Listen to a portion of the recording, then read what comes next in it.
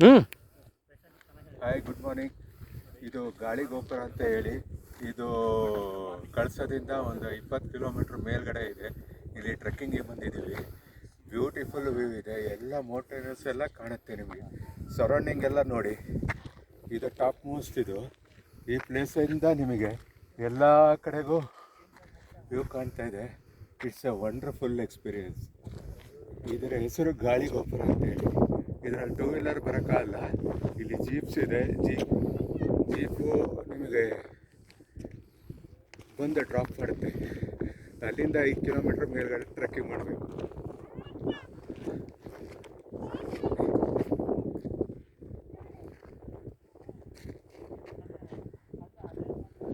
It's a wonderful experience. Don't miss. ಕಳ್ಸಕ್ಕೆ ಬಂದರೆ ಬೈನಕಾಡು ರಿಸಾರ್ಟಿಗೆ ಬಂದರೆ ನೀವು ಗಾಳಿ ಗೋಪುರ